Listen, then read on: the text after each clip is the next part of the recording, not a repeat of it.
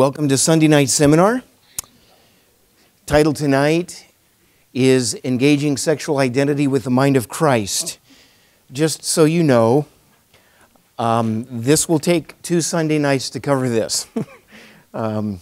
We had quite a bit of research and discussion through the week, and thinking I'm not going to be able to do it justice in one night. So I just wanted to let you know that. So the next Sunday was scheduled to be engaging secularization with the mind of Christ. That will have to wait until September, because the last Sunday night of August will be the Lord's table here. So on that Sunday evening. So just wanted to let you know that before we begin. So engaging sexual identity with the mind of Christ. We are in a revolution. Nothing short of it. Things are changing rapidly. And we are entering into what Carl Trueman calls a strange new world. And some of us may feel very uncomfortable. We may feel a deal of angst. This seminar is not designed to change somebody's mind. If they were to watch this, listen to this, be here, whatever, necessarily. This seminar is designed to equip the church to engage this revolution with the mind of Christ. So that just so we're on the same page there. I am not wanting to equip you with all kinds of argumentation as to, why this is wrong and that's wrong and all kinds. I mean, there's going to be some statistics, some data, stuff like that. All right, but we could go really, really deep into that stuff. That's not really the point of this. By the way, does anybody else need a handout sheet for the notes? There are some available if anybody didn't get a copy of it. Dwight is back there waving, so we've got some up here in the middle. All right. We are in a revolution and entering into a strange new world. These are things that are going on. Men, are now, it is found acceptable for men to compete in female athletics. Biological men. I'm sure if you've read anything about the news, you're aware of this situation. As I mentioned last week, the Vice President of the United States, in a public appearance, introduced herself as a woman whose pronouns are she and her, and that she's wearing a blue dress. Now, all of that was true, and you might not think, well, that's not very remarkable, but the point is the fact that she found it necessary to do that because she is a woman, her pronouns are she and her, but what she was doing by saying that was affirming that each individual has the right and capacity to determine their own pronouns, their own identity. And this is at some of the highest levels of governance in this land. Okay, so just kind of an idea of what's going on there. And you think, okay, it's popular society, but we've got what's written. Okay, Merriam-Webster has now changed a little bit. They go along with what's going on with language, and now one of the definitions of girl in the dictionary is a person whose gender identity is female. Now that's true, isn't it? Right? Except that's not what was in there before. Gender identity is a whole new concept. Because what the idea of gender was always, up until a few years ago, gender was always connected with biological sex. Okay? It's not that anymore. And so this is part of the revolution that is going on. Some of it gets pretty serious because some of it is going to impact families, schools, institutions. For example, California Senate Bill 107 authorizes government officials temporary emergency jurisdiction if the child has been unable to obtain gender-affirming health care or gender-affirming mental health care. It's passed. So, gender-affirming meaning if a child decides, if a child, say, is a girl and she decides she's a boy, therefore teachers, peers, parents need to call her him and he, and she does not receive that gender-affirming either health care or mental health care, then the government can take jurisdiction of that child. This is nothing short of a revolution. Okay. In New Jersey, beginning next month, they will offer classes of sexual identity courses for first graders. In a town in Illinois, they will start classes as early as pre-K and kindergarten for some of these. And for example, in New Jersey, some of the course is going to be, and I apologize, I know we have some young people in here today, so parents, I hope you're okay with that, but some of the courses are going to talk about, you have certain parts on your body. But if your feelings don't match with the parts that you have on your body, that's okay. And you need to talk about that. Okay? Now, this is at the first grade level. And we could ask ourselves, what business does the school have having this conversation with children? So there's definitely an agenda there that's being pushed very, very strongly. Not only that, but in this revolution, there's a whole new, I've already touched on it a little bit here, but there's a new vocabulary. Words like cisgender, genderqueer, there's all kinds of words. Those are just two examples of many words. And it's not my point necessarily to cover them, but there's a lot of words out there. So, but not only vocabulary, but pronouns, everything from Z to tree as pronouns. Right? Because if you have signed up for Facebook recently, you know that there are as many as 50 different genders that you could identify with. And with that come a whole slew of pronouns. This is brand new. This is brand new. Now, it's changing daily. It is. Now, the roots of this is not new at all. In fact, it's really quite old. The roots of this. But the way it's changing now and being affirmed and being championed even at the highest levels of academia, governance, entertainment, everything. It's really quite a revolution. I touched on this last week. Some of you may have seen the news. This was in a Senate committee hearing. This is a professor from UC Berkeley, Professor Bridges, and a question was being asked her about a definition that she made, and the term that she used was people with the capacity for becoming pregnant. Up until about 2 years ago, that would have been a woman. It ain't so anymore, okay? And so a senator was asking her about that, what she meant by that, and whether or not this is actually a women's issue if cis women and trans men or trans women can become pregnant. In other words, if a biological man can become pregnant, or a woman who identifies as, truly what it is a woman who identifies as a man. Because we all know a man can't become pregnant, a biological man cannot become pregnant.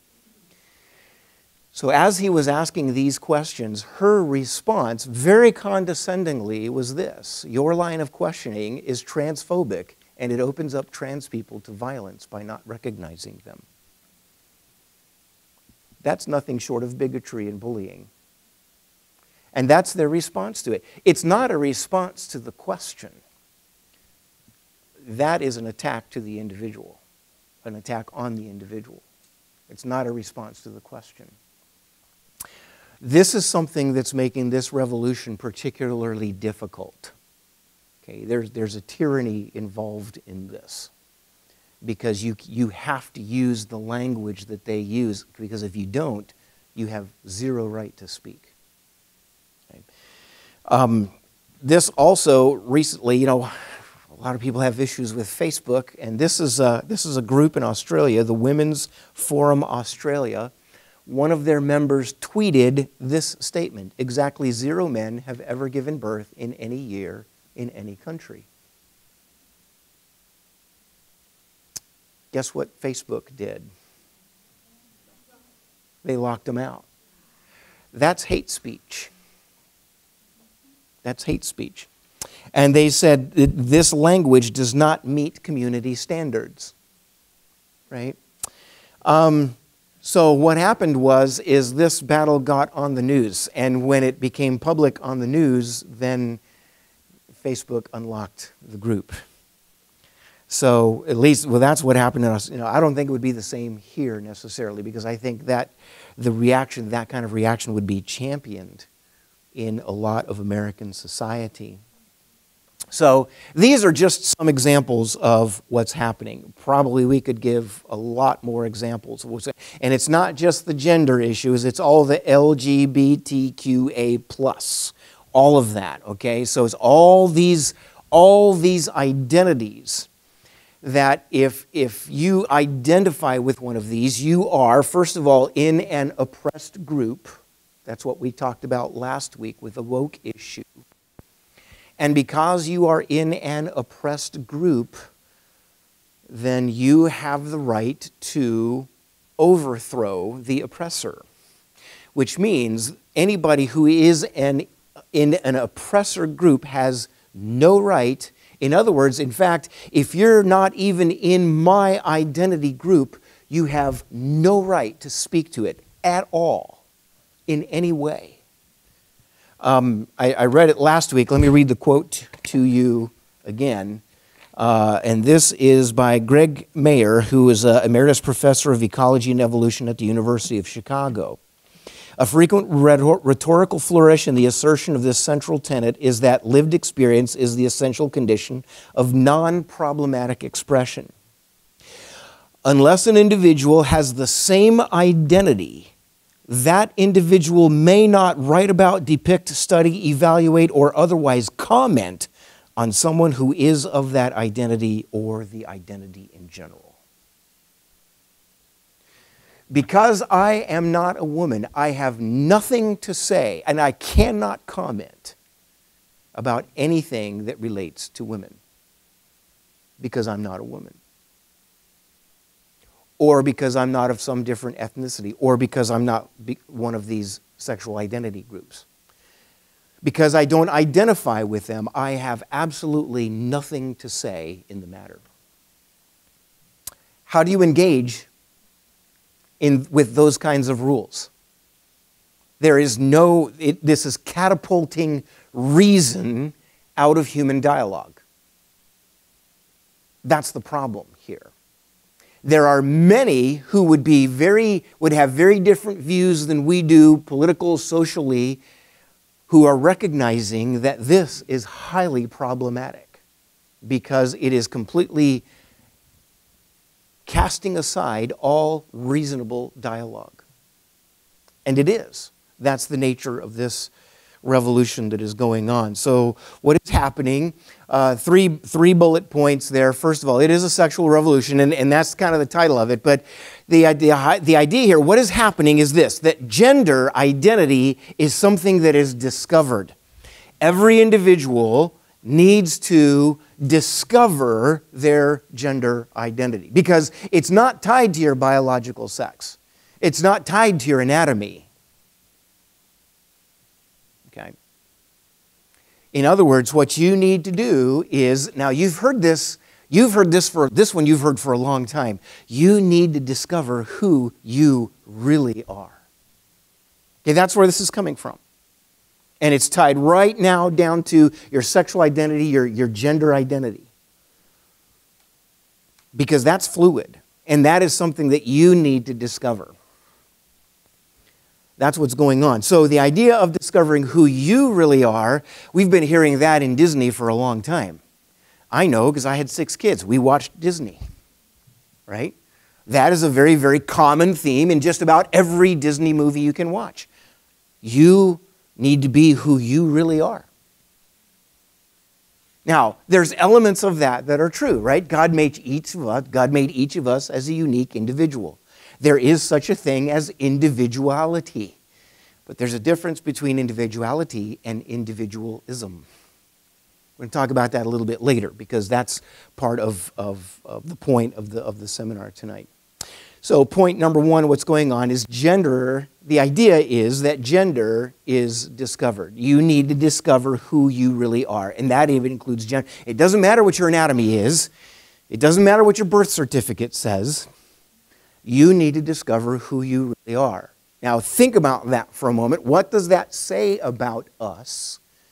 In our human experience, what is that implying about us? That I am the final arbiter of what is true for me. That cannot coexist with divine self-disclosure. Hence the seminar. So that's coming at it from the revolution side. Coming at it from the other side, what's going on is there is no objective truth. Now we've known that accusation. We've known that tenet, if you will, for a very long time, that there is no absolute truth. Because truth is that which corresponds to reality, and for most people, they believe that reality, by and large, is just an illusion. So how can there be any objective truth? Because what's true for you might not be true for me. Now, there are some aspects of that are true. Many of you here are women. I am not a woman. So I am a woman is true for you, but it's not true for me. At least I don't think so. No, I'm just kidding. I shouldn't have done that. I'm sorry.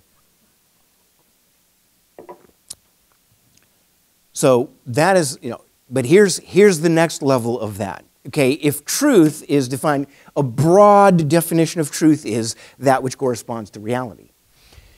If there is no objective truth, then that also means what? There is no objective reality. Now, just wait a minute. What are the implications of that? What do we mean by objective reality? Anybody want to take a stab at that? What do we mean by objective reality? What is your understanding of that?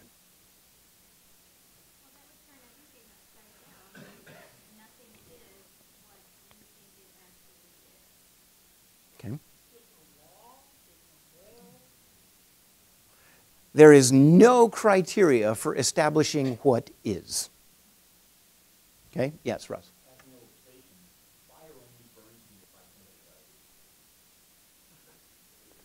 Okay? Fire only burns me if I think it does. That's an illustration of there being no objective reality. There are some religions that are built on that, aren't there? So, no objective reality. Even if biology has pointed out something, very real. So, biology notwithstanding. But also I would point out the idea that there's no objective reality. This in the sexual revolution that we're in the middle of right now, it's pretty selective. All right? So because a man can identify himself as a woman or a woman as a man or anything in between. Lots of space in between there, according to this revolution. Okay. But I could not identify myself as an African American. That would be anathema. This ideology would not tolerate that. Okay, so see, this is selective. Now you say, well, that's different. Well, how is it different? It's biology, right? Okay, well, no, not necessarily. Well, yeah, it is. There's a biological factor to being an African American.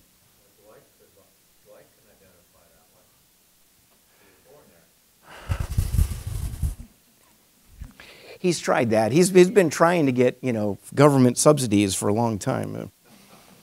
But it's very, very selective. Okay, very selective. There are certain things you cannot identify. If I stand up before you here today and say, I identify as a 24-year-old. Who's laughing?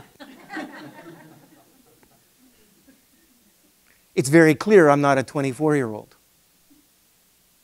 Well, there's objective criteria, right? So the objective criteria will say, I am not a 24-year-old, and it's laughable for me to stand up here and identify as a 24-year-old. Or if Maria were to identify as a 65-year-old, and she says, because of that, I'm ready to collect Medicare. Couldn't do that, right? That's laughable. But what's the difference? Because there is objective criteria that goes right in the face of any kind of claim that I'm a 24-year-old or she's a 65-year-old. Okay? Russ. Very quickly, you say you can identify as an African American, and any African American would say, well, yeah, that's absolutely true.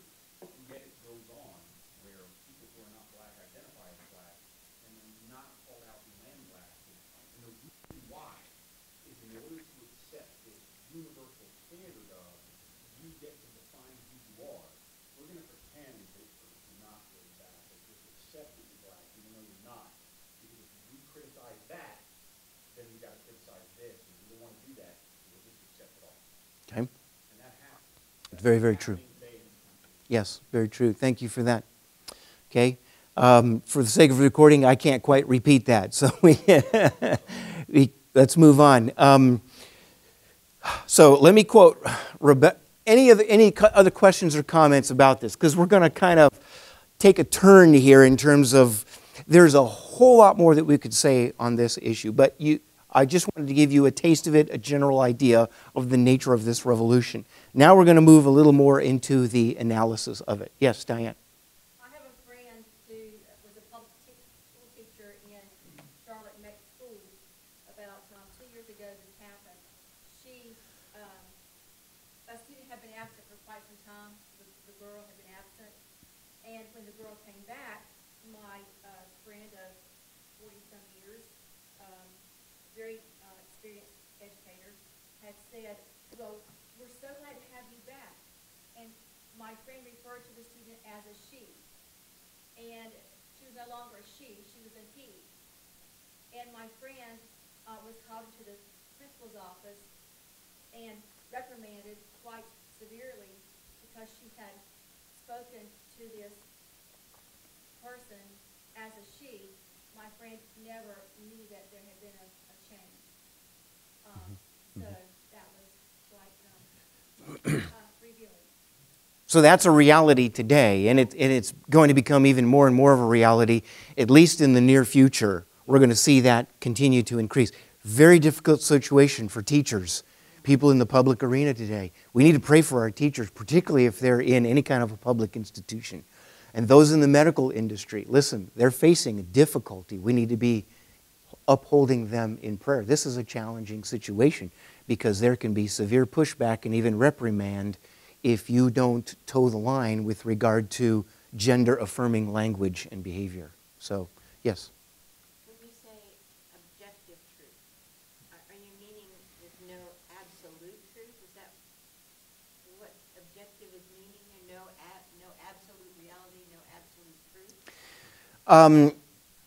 I mean, yeah, ultimately it would mean absolute truth, but objective truth, they're not necessarily the same. Objective truth, again, there is a criteria for determining whether or not something is true, and that criteria is outside of me personally. Okay, so there is a body of criteria to determine whether or not a statement or a claimed fact is true. I claim to be a 6'4" Chinese woman. Okay? You have a body of criteria to show that my claim is in fact not true. Okay. Good question. Yes. I'm a regular blood giver, Mm-hmm. so I think it's interesting that their form does not change. They say male or female. Right. Have you had relations Right. with Right. whatever. They Right. are not going there. They do that. They can't. Right. They put your blood Right. in somebody else. right? And how many of you have been already to a medical institution and you have to fill out a form, and have any of you encountered where it says gender assigned at birth? Okay? And then after that it says gender that you identify with now. Okay? That's where we go. But they have to know that, right? Because there is objectively a difference between male and female. Okay? So that's what we're talking about there. So, anybody else that want to entertain any questions, thoughts, insights? Yes, Steve. I think it's very clear that sexual perversion has been around for a long, long time. It's in Genesis. Homosexuality is directly mentioned, and other perversions. But and then we come to the sexual revolution, which was defined by Woodstock in the 60s. And, some of those individuals became very, very influential. Timothy Leary, the entertainment industry embraced that way of thinking. Right. And they're spreading it all around. So it's nothing new. Right, It's just right. that it's getting a lot worse. Right. And no one is doing anything about it. We shouldn't be not preaching the gospel, but preaching against sexual revolution or the revolution. That's not what God has called us to. But we can not support companies like Facebook, Disney World, whatever, who promote this and are pushing it onto young people. Yeah. We can do something. So thank you for pointing that out. And again, that's the purpose of this seminar is the title, Engaging Sexual Identity, How? With the Mind of Christ. Okay? So we don't want to just relegate it as a political, socioeconomic issue. We need to engage it with the mind of Christ. There's a lot of things we need to talk about in there and what that means. All right? That predominantly is going to be covered next week, all right? But there's a couple different levels there. Whether you're engaging sexual identity, somebody who has a sexual identity issue, okay? And you're engaging with them at an interpersonal level. That's one thing. That's an entirely different thing than engaging civil government or even an institution, all right? So there's different levels of engagement, and we need to have a constant, ongoing dialogue as to how do we do that with the mind of Christ. Because we don't want to just resort to the same tactics that ideology uses, right? Their tactic is what? Shut down and cancel. Well, we're not called to do the same thing. We're not called to respond in the same fashion, all right? We need to engage it with the mind of Christ. So thank you for that. We need to continue to preach the gospel, as unpopular as the gospel may become. And we need to, Pierce Morgan notwithstanding, he said a while ago, he said, we need to update the scriptures because the scriptures are going to end up on the wrong side of history. God bless his heart, that's foolish, right? These scriptures don't need to be updated. But the whole point there is that we have objective standard criteria. It's God's self-disclosure. This is our authority. So let's make sure that when we're engaging this, we're not simply engaging this at a political level, and we're not simply engaging it out of our opinion. We have an authority that is much higher than our opinion, and it's much higher than the opinion of anybody else who's in this conversation, right? So let's remember that right off the bat. Having said that, excellent point. Here we go. Rebecca McLaughlin. Stripped of belief in a creator God, modern secular thinking cannot give us a coherent account of what a human being is. Listen, this is true in academia. You ask them to define what a human is, what it means to be human, they're going to have a hard time answering that for you. Because the main narrative is we're not actually human, we are just advanced animals. Okay? So they can't give account of what a human being is, why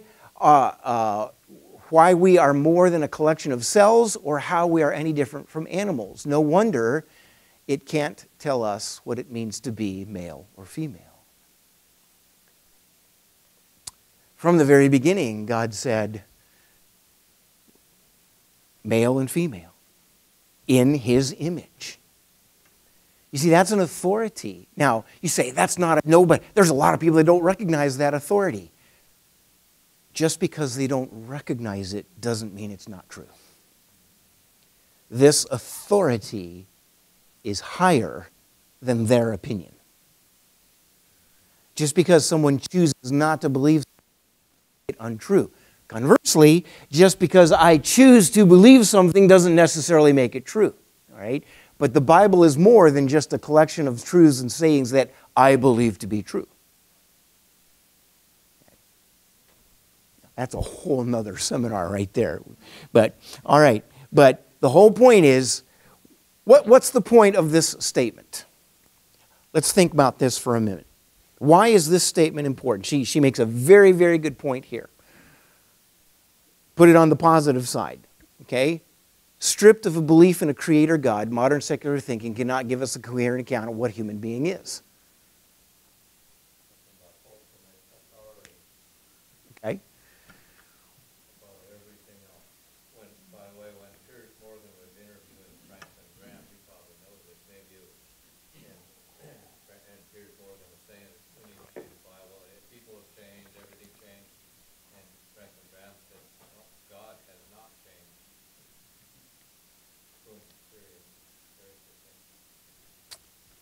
And that is true, but Pierce Morgan would just sneer at that, right? Of course, well, the God that you believe in, right? It is, but let's be very, very careful. Engaging this revolution does not call us to mic drop comments, okay?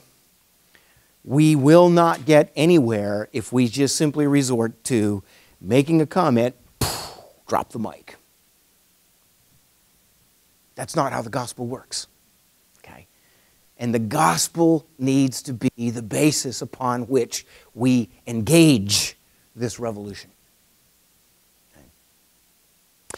So, having said that, let's talk about some actual anomalies that happen psychologically, physiologically. Okay? This is not by any stretch of the imagination an in-depth look at this, all right? But this is, because there is such a reality, this has kind of taken over to justify the sexual identity revolution that is going on. Actual anomalies, there is such a thing as gender dysphoria. There is such a thing as gender dysphoria, okay? Where someone struggles with understanding, feeling like they are a particular gender, and it feels like one person described it, I'm just simply not able to get warm. I can't, that sort of thing. And I'm not going to begin to describe all that's involved in that, but that's a psychological issue. There is another anomaly that is physiological, and that is people who are born intersex. You say, wait, what? And that is a sort of thing where a person's chromosomes do not match their anatomy. And there is somewhat of a spectrum there in terms of what the reality of this individual is.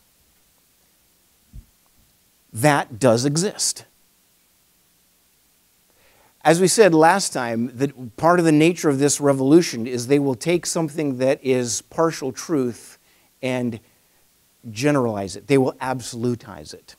Because these things are true for a small fraction of individuals, then it becomes true actually for everybody. You have to discover who you really are. Looking at the numbers here, those that experience gender dysphoria, historically, it's been about 1 out of 10,000 people. Ever since records were kept on this issue of this anomaly of gender dysphoria. It's a psychological anomaly. Ever since records were kept, it overwhelmingly, the vast majority happened in young boys, say between the ages of 2 and 4. Overwhelmingly. Until just a few years ago. And then after just a few years ago, even today, those that experience some kind of sexual change, everything from having a double mastectomy to you can go on from there, it represents now 70% teenage girls. Not young girls, but teenage girls. 70% of the cases are teenage girls. Okay? You see the difference there. And when it comes to people born intersex, this is the percentage of the population that experiences that. Okay? So there are actual anomalies. So how can it be that though there are these, and the truth of the matter is, people who are experiencing this, gender dysphoria, and DSM-4 considered gender dysphoria, if you were in Chris's Sunday night seminar, you know what DSM is. It's like the Bible for psychoanalysis, okay? Bible, it's the standard for psychoanalysis, okay? DSM-4 would recognize gender dysphoria as a psychological disorder. It's moving away from that. DSM-4 also considered homosexuality as a psychological disorder. DSM-5 does not. Okay? So things are changing like that because society is changing. All right? So how do we explain it? And the people who are experiencing this gender dysphoria or somebody who's born intersex, I mean, my goodness, how do you engage somebody like that? Now, in a world where it's far too easy to laugh or be afraid of or ridicule something that's different than you or your experience, that's natural. That every one of us knows that. And it starts in our childhood. That which is, how do we know this? Boys and girls in elementary school, how do they respond to each other? Ew, right? You're different. So it's a part of the human experience. The Bible calls that partiality. We determine our behavior towards another person based on our perception of them. Not reality, but based on our perception of them. That's partiality. What does the Bible say about partiality? Good or not good? Okay, I'm glad we're clear on that. Not good. God is not partial. He does not determine his behavior towards a person simply by a person. Now, God doesn't have just a perception of an individual. He knows every person intimately, fully, absolutely, inside and out. But you and I don't have such knowledge. And we can be limited to simply our perceptions of a person, how they're dressed, the color of their skin, how they do their hair, how many tattoos they have, how long their skirt is, how low their belt is, all that kind of stuff, right? Are they wearing a hoodie? Are they not wearing a hoodie? We can have a perception, and therefore I will determine my behavior towards this person solely based on my perception of this person. That's partiality. That's natural behavior in every human being. But that's something that we need to overcome. So, if I may say so, there is a sense where this revolution kind of has just a tiny element of truth in it, right? Okay? Because we should not be determining our behavior towards someone else simply based on our perception of them. Because the Bible even says that's not okay.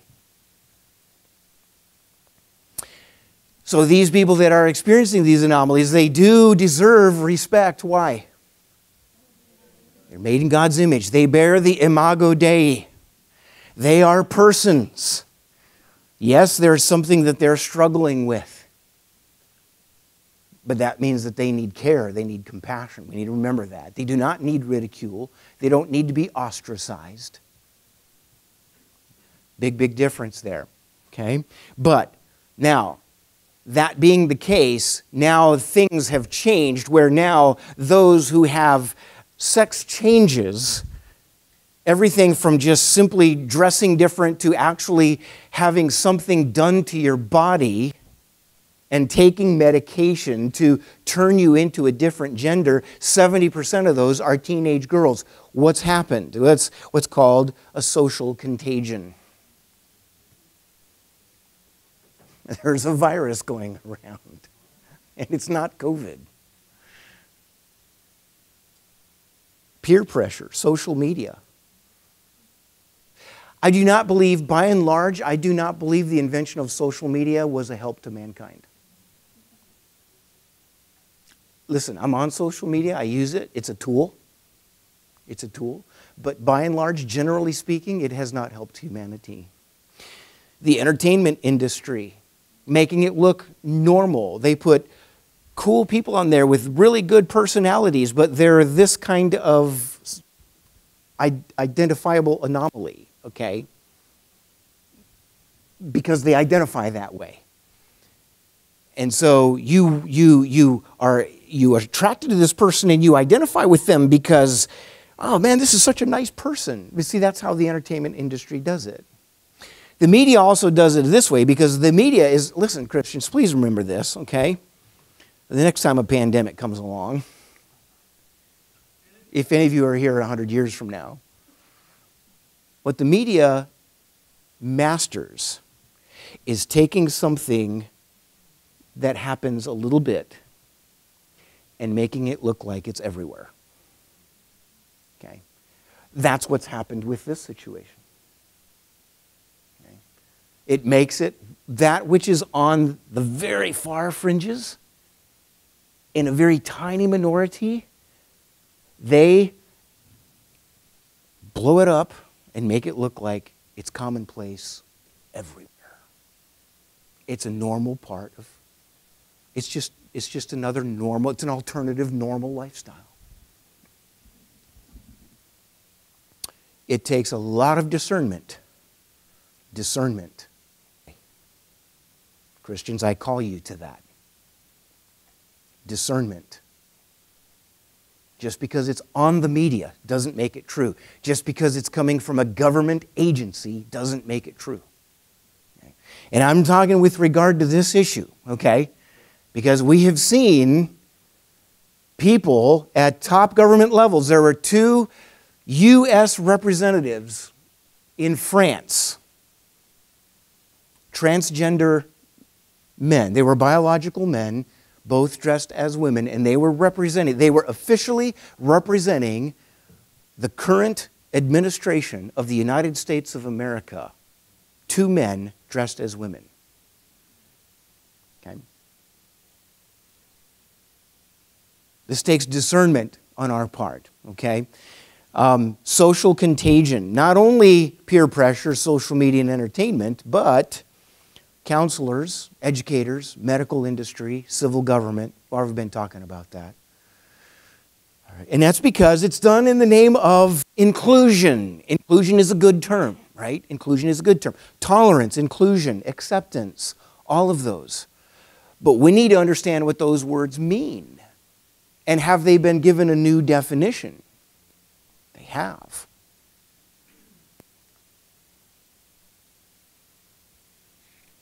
All of them are about gender-affirming language and behavior.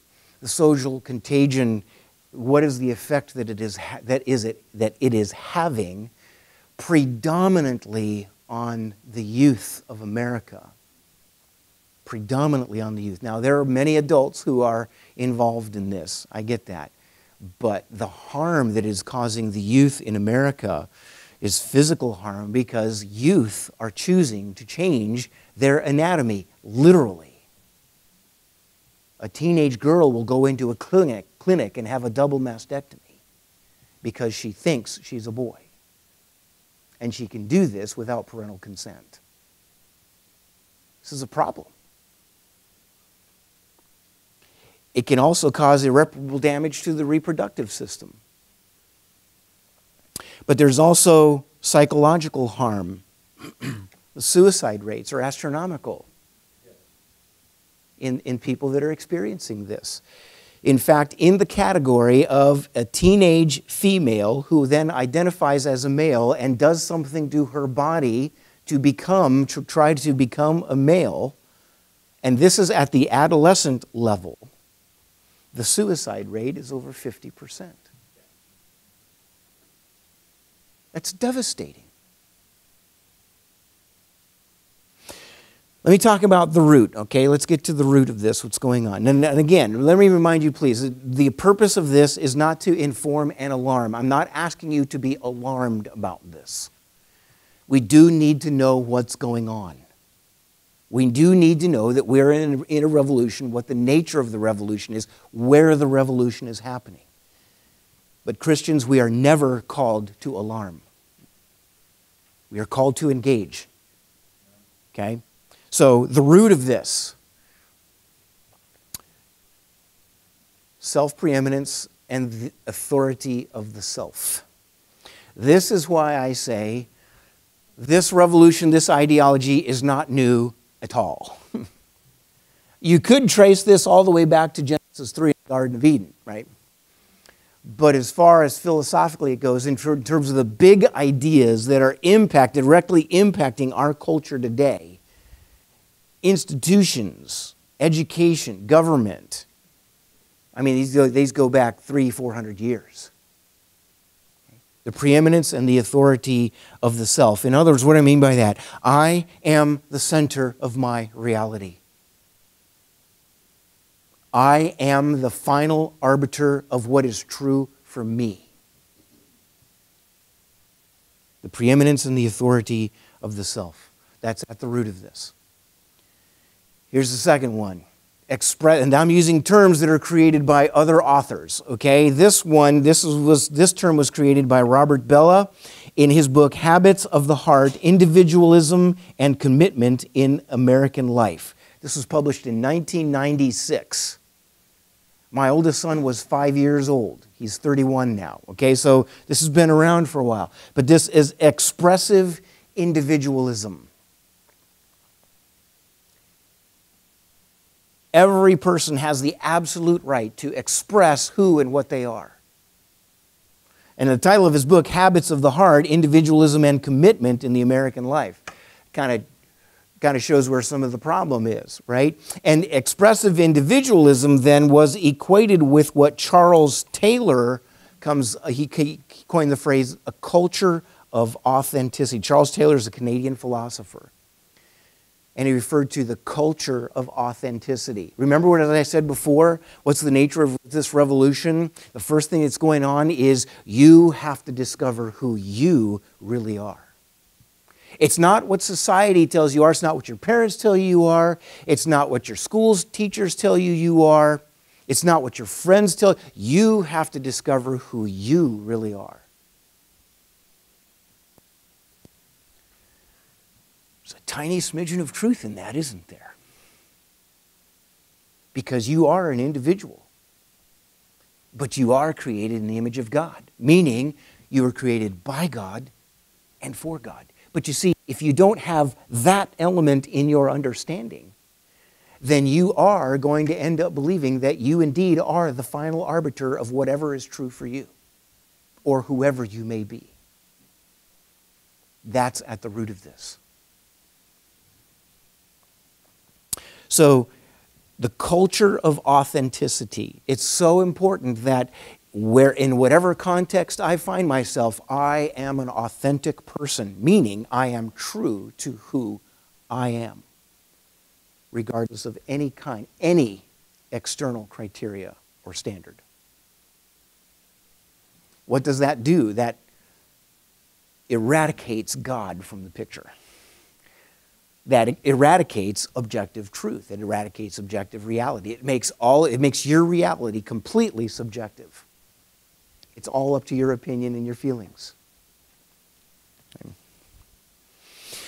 Here's how Charles Taylor describes this culture of authenticity. Each one of us has her own way of realizing our humanity, and that it is important to find and live out one's own humanity as against here it is, as against surrendering to conformity with a model imposed on us from outside. That's a key phrase right there. That's the mantra of Disney, by the way. Parents, are you aware of this? That's the mantra of Disney. By model imposed on us from outside by society or the previous generation or religious or political authority. Nobody determines who or what I am but me. That's the bottom line. That is not new. But we're just seeing played out in whole new levels now that is truly catching us by surprise. It's the pursuit of who you really are. In other words, not living up to other people's expectations. At the root of this also is what Carl Trueman calls the cult of personal happiness.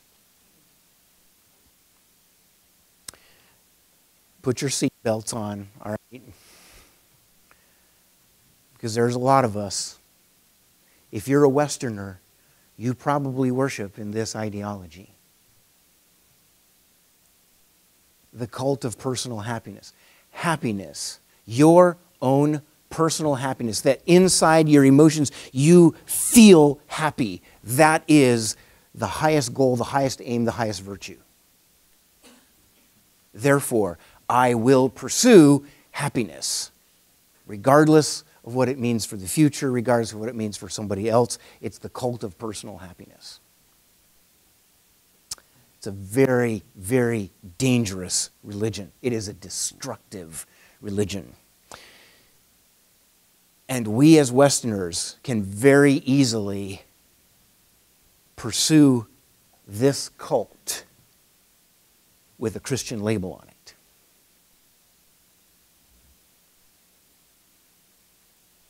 And that's what happens when a church sees the congregants as customers. And for us, in the leadership of the church, our highest priority is customer service. Some of you are sitting there saying, wait, you mean it's not? What is God's priority for you? You have been, if you're in Christ, you have been predestined to what? Be conformed to the image of His Son. You may not have known it up until now, but hear it now, okay? Our goal for you, for us, for all of us, because I'm sheep just like you are. The goal for everyone in this room is for you to be conformed to the image of Christ. You are not a customer in this place. Customer service, because the number one rule of customer service is what? The customer's always right. Bad news, okay, that ain't true here. It's not true in a church. And if you're going to a church where that is true, you either need to start a reformation in that church, or find a church where it's not true. But that, by and large, defines the American church today. The customer is right. That's why it's so easy for us to just go shopping for a church that makes us happy. Okay, got that out of the way. So, the cult of personal happiness. It's pondering to the felt needs of the psychological self. I must feel happy. Therefore, I will pursue whatever makes me happy. Have a friend in a different part of the country. A son and a daughter-in-law. They get divorced. And I receive a message on social media says, well, at least they're happy. And I'm like, really? That's all you care about? They're happy.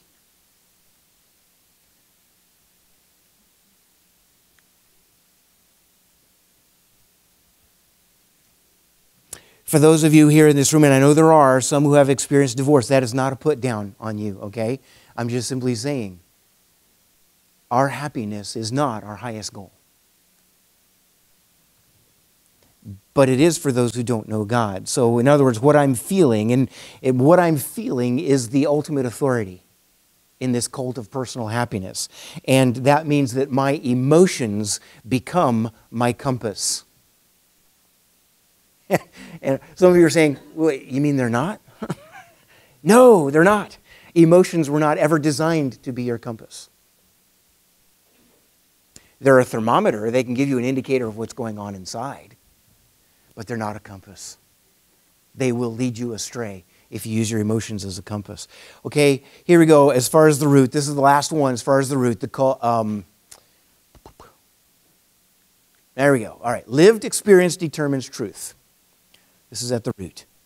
Lived experience, whether that lived experience is objective or subjective. Although, you know, this ideology will say that there is no such thing as objective reality, but every one of us has experiences, right?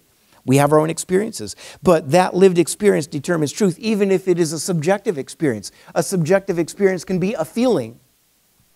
Therefore, that lived experience of my feeling determines true. And therefore, you have to affirm that and champion. You see any problem with that? How can there be society in that kind of situation?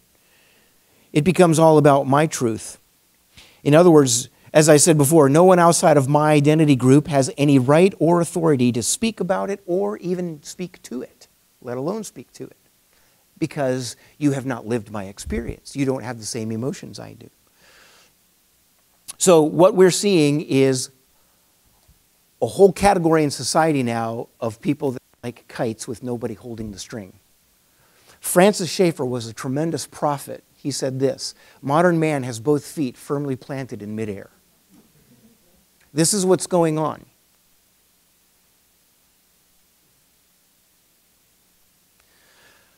And I don't have time. I'm going to have to cut it off there tonight, okay? I apologize. I have a little more ground to cover tonight. Wow. Okay. Let me plow through this. I want to get these. Here we go. Okay. Books that I'm going to recommend to you. Next Sunday night, I'm going to begin by reading a paragraph from Carl Trueman's book. This book, Strange New World, I highly recommend you get it, okay, to equip you for understanding and engaging this revolution. Not just to be informed and alarmed. The Bible does not call us to alarm. Jesus told us there would be tribulation in the world. Okay. He told us that the world system would not like us. So we should never be alarmed, but we should engage. I highly recommend this book, Strange New World by Carl Trueman. I recommend this one by Rebecca McLaughlin, The Secular Creed. Very, very helpful. I quoted it earlier tonight. And then also, in terms of truly engaging, I recommend Butterfield's book, The Gospel Comes with a House Key.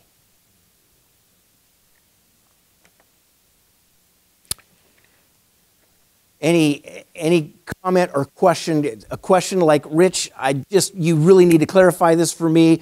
Russ, let's call it afterwards, okay? I'm just looking. Is there something that is just really pressing? I have to understand this, what you said, or this comment I think will benefit everybody, and they really need to hear this.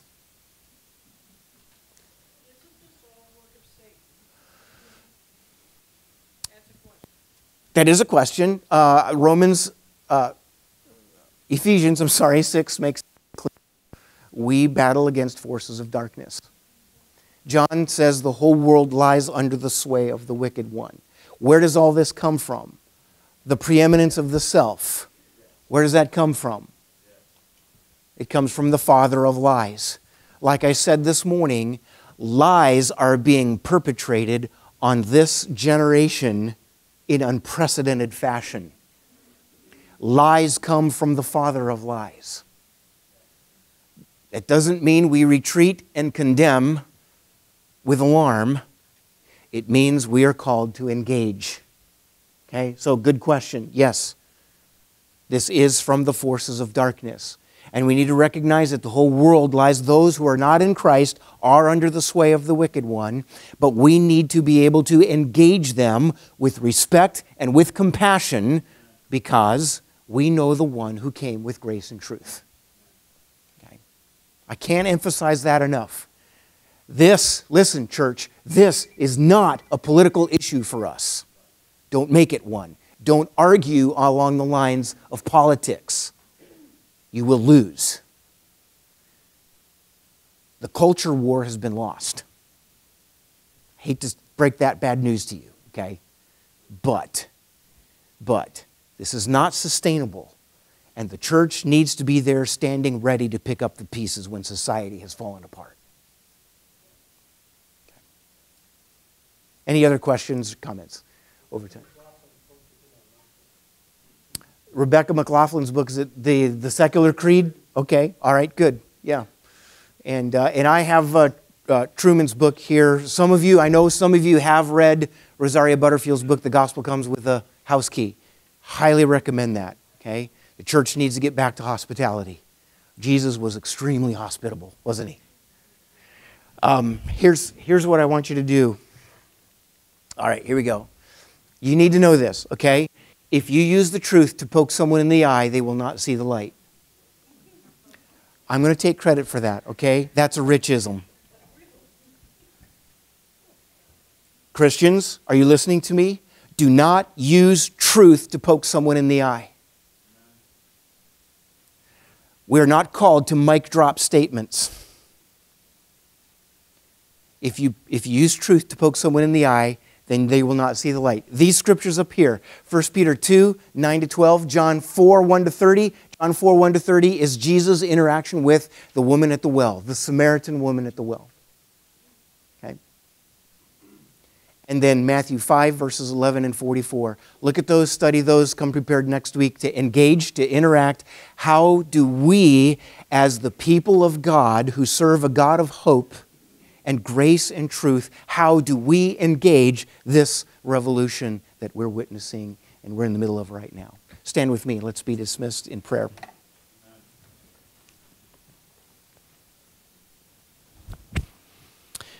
Father, we are grateful that you have indeed made yourself known to us. You, the one who said, "Let light shine out of darkness," you have shone into our hearts to give the light of the knowledge of the glory of God in the face of Jesus Christ. Thank you for shining your light in our darkness. Father, we are surrounded by what seems to get even darker and darker and hostile to anything that is true. But Father, thank you that you have, by turning your light on, you have rescued us from our delusions and from despair. And so, Father, I pray that as followers of Jesus Christ, as people who serve the God of all hope, Father, may we be equipped to engage with grace and truth in this revolution in which we find ourselves, Father. Thank you for what you have done and for what you will do. We pray of this in Jesus' name. Amen. Let's be dismissed.